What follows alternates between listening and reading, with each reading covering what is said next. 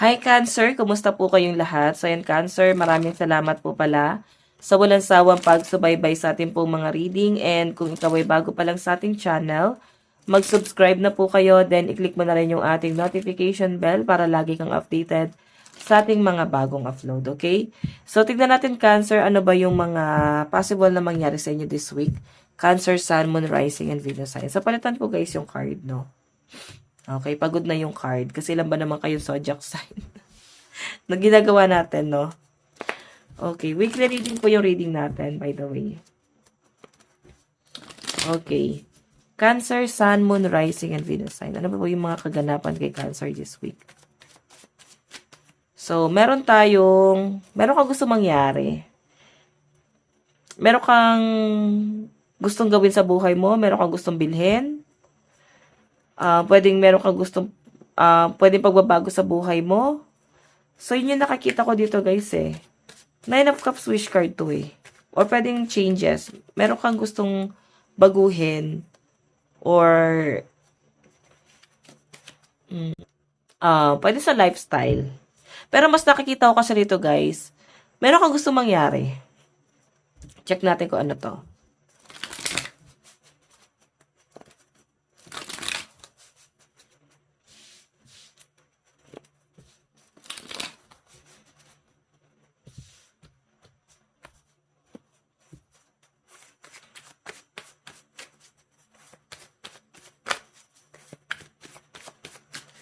Okay. Meron tayong Four of Pentacles. Okay? So, ito naman guys, Four of Pentacles. Nag-hold back ka. Okay? Pwede guys sa relationship mo. This week guys, mas nakikita kita na someone na mag-hold back ka kahit masakit na eh. May paghahabol, or may pagtitiis, or pwedeng mas practical pa nga eh. Pwedeng wala na yung emosyon. Pwedeng nag-hold back ka lang kasi pwedeng may nabe-benefits ka rito sa bagay na to. So, parang matitiis ka kasi may nabe-benefits or mabe-benefits ka rito sa bagay na to. Yun po yung nasasagap ko. So, by the way, check pa natin. Okay. Additional message.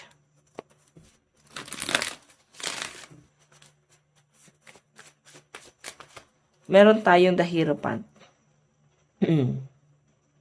So, ito naman guys, pag-uusap to, no, si Hierophant. May nakita akong parang kailangan nyo, guys, naubo ako guys, pasensya. Parang kailangan nyo at least guidance. Kasi nakikita ko sa mga Cancer daw this week, possible na hindi mo na control yung emosyon mo. Pwedeng may mga masasabi ka or magagawa ka na hindi mo kontrolado. Na parang below the belt na, baka hindi ka aware doon. So, sabi nito guys, since the Hierophant to, parang kailangan mo rin makinig sa advice or sa guidance ng ibang tao. Kailangan malawak yung pangunawa mo. Pag-intindi mo dun sa sitwasyon. Okay? Kailangan mo lawakan or habaan yung pag-unawa mo dun sa sitwasyon mo dito. And may nakikita ko rito guys, pagdating to sa sa relationship, I think sa love life. Marriage yung nakikita ko. Siguro kasal ka or may usapan about kasalan. Okay? Yung iba dito guys, pwedeng may nakikita kasi ako about annulment. Baka may magde-divorce na. And possible na ipaprocess. Yung iba naman guys, pwede ikakasal. Baka ayusin to. Check pa natin. Additional message. Meron tayong 12 cups. So guys, itong 12 cups naman na to, partnership to, no? Inom lang tubig guys, saka talaga nalamunan ko.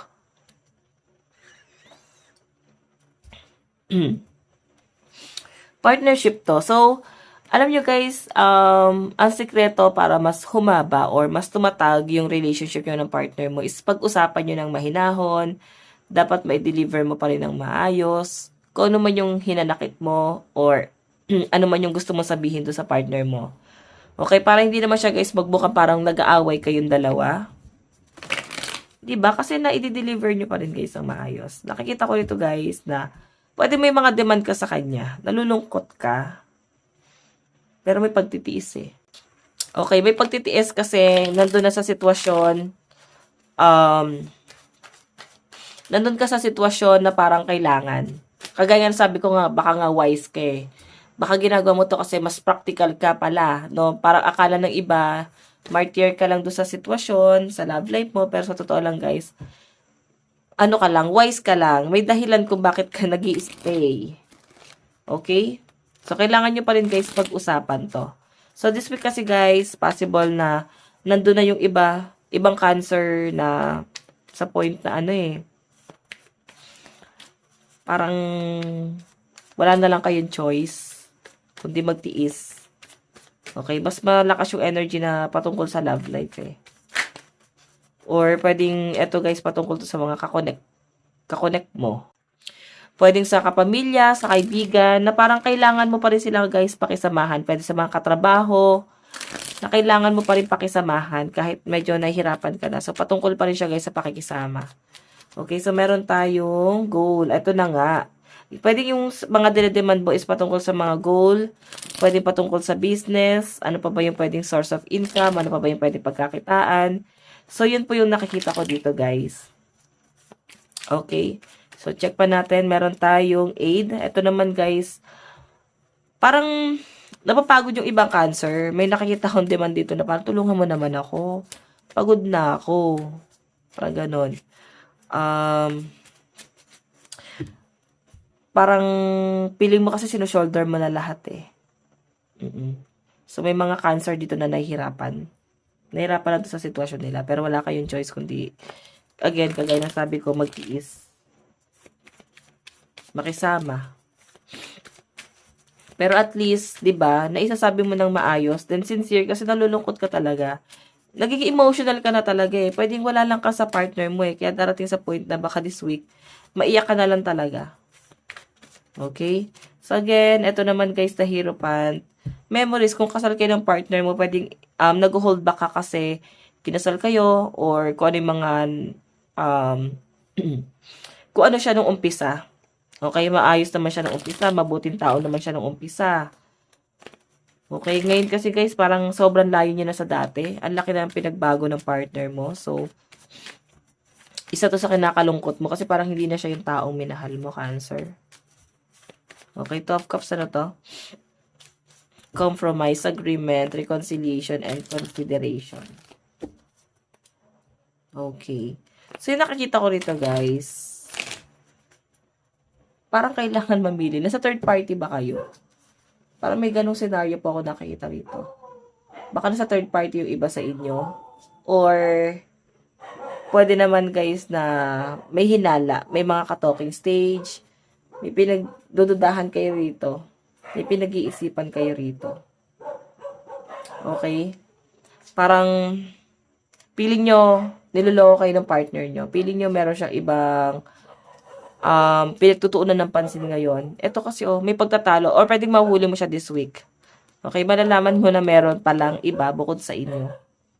Okay, may pag-aaway about selos dito or until now, pwedeng issue na to before. So, pwede pa rin siya guys pag-usapan daw po this week. Parang hindi na to matatapos. So, lucky number guys. Lucky number nyo this week is 26, 17, 20, and 33. Advice, meron tayong go wild. So, nakikita ko guys, kalmado yung energy mo this week. So, sinasabi na dito guys, kaya sinabi dyan go wild, baka kailangan bumoses ka. Baka kailangan maging matapang ka, Cancer. Kailangan lumaban ka naman. Huwag mo hayang api-apihan ka. Okay, so Cancer, ito lang pong inyong reading. Maraming salamat. God bless. I love you all. Bye-bye.